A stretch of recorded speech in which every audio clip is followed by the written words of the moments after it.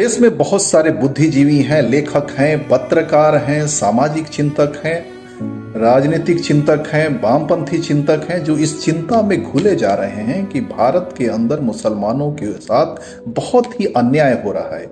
सांप्रदायिक शक्तियां मुसलमानों को टारगेट कर रही हैं और मुसलमानों को सामाजिक और आर्थिक दृष्टिकोण से कमजोर करने की कोशिश कर रही हैं, उनको अलग थलग करने की कोशिश कर रही हैं, उनके धार्मिक स्वतंत्रता को छीनने की कोशिश कर रही हैं, उनके सामाजिक अधिकारों को छीनने की कोशिश कर रही हैं।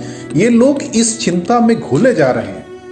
लेकिन क्या मुसलमानों को भी इसकी चिंता है? बिल्कुल नहीं। आज जुमेरात है, कल जुमा है। देखिए आप, मुसलमान वाइट कपड़े पहन के, सर पे टोपी लगा के, मस्ती से सुरमा इतर लगा के नमाज पढ़ेंगे और बिरयानी खा के सो जाएंगे। उनको इससे कोई फर्क नहीं पड़ता कि देश में और दुनिया में क्या चल रहा है और क्या नहीं चल रहा है। और इससे भी बहुत ज्यादा हुआ तो फिर शाम को किसी, अगर जो कुछ कमी रह जाएगी, शाम को किसी वलीमे की पार्टी में जाएंगे, वहां पे बियर और कबाब खा के अपना मस्ती से आके रात में सो जाएंगे। उनको इससे कोई फर्क नहीं पड़ता है। अगर एक हिजाब का मसला है, अगर उनकी बहन बेटियों का हिजाब उतारा जा रहा है, स्कूलों के दरवाजे पे खड़े होकर टीचर और पुलिस वाले उनके बहन बेटियों के हिजाब उतार रहे हैं, तो क्या फर्क पड़ गया? क्या उस हिजाब को उतार देने से मुसलमानों के कबाब और पराठे के स्वाद में किसी तरह की कोई कमी आ गई? नहीं। आप उसका सबसे बड़ा उदाहरण ले लीजिए कि आप दिल्ली का उदाहरण ले लीजिए, जहां सीए एनआरसी के विरोध में इतना प्रदर्शन हुआ। बूढ़ी बूढ़ी औरतें, जवान औरतें, बच्चियां महीनों महीनों वहां मैदान के अंदर, सड़क के अंदर ऊपर बैठी रहीं। किस लिए? ताकि हम मुसलमानों के अधिकारों का हनन नहीं हो पाए। और आज क्या हुआ? उसके जितने अगवा हैं आज जेल में सालों से सड़ रहे हैं। क्या आपने कभी देखा है कि मुसलमानों ने उसके लिए आवाज उठाई हो? क्योंकि ये मुसलमानों का मुद्दा ही नहीं है। मुसलमानों को इससे कोई फर्क नहीं पड़ता, क्योंकि जिनकी आत्मा मर जाती है, जिनका आत्मसम्मान मर जाता है, जिनका जमीर मर जाता है, जिनका बुद्धि और विवेक मर जाता है, उनको इससे कोई फर्क नहीं पड़ता कि उनके साथ क्या हो रहा है।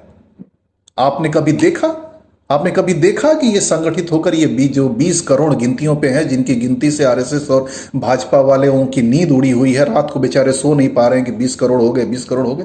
अरे ये 20 करोड़ नहीं है, ये जिंदा लाशें हैं जो सिर्फ अपने कब्रों का इंतजार कर रही हैं। इसलिए आप उनकी चिंता मत करें। मैं ये नहीं कह रहा हूं, मैं किसी को गोली बम बारूद चलाने के लिए नहीं कह रहा हूं। मैं सिर्फ ये कह रहा हूं कि जो भारत के संविधान ने जो आपको अधिकार दिए हैं, कम से कम उनके प्रति तो सजग हो जाओ। उससे आपको किसने रोका है? लेकिन नहीं, इनके लिए दूसरे लोग मरते रहें, दूसरे लोग इनके लिए चिंता करें, दूसरे लोग इनके लिए आंदोलन करें, दूसरे लोग इनके लिए धरना दें, दूसरे लोग इनके लिए प्रदर्शन करें। लेकिन नहीं, ये क्या करेंगे? ये तो भाई मुशायरों में जाके वाह वाह करेंगे, ये जलसों में जाके नारे तकबीर का नारा लगाएंगे, ये उर्सों में और मेलों में जाके भीड़ लगाएंगे। इनको इससे क्या फर्क पड़ता है? क्योंकि ये जानते हैं कि ज्यादा से ज्यादा इनका क्या होगा। ये अपने घरों से उजड़ जाएंगे, अपने मोहल्लों से उजड़ जाएंगे, अपने शहरों से उजड़ जाएंगे और जाके किसी अनाथ आश्रम में या किसी शरणार्थी शिविर में जाके बैठ के जकात और फितरे का और सदके का और दान का और पुण्य का जो की रोटी आएगी उससे खाएंगे, उनका पेट भरेगा। उनकी तो आदत है, क्योंकि ना तो इनका जमीर है, ना गैरत है, ना स्वाभिमान है। इसलिए मैं अपने सारे बुद्धिजीवी भाइयों से, सामाजिक कार्यकर्ताओं से ये निवेदन करता हूं, करबद्ध निवेदन करता हूं कि आप इनकी चिंता छोड़ दीजिए। इनके लिए किसी भी आंदोलन प्रदर्शन आप मत कीजिए, इनको इनके हाल पे छोड़ दीजिए, क्यों यही एकमात्र रास्ता है। अगर ये बर्बादी की तरफ जाना चाहते हैं तो आप इनको नहीं बचा सकते।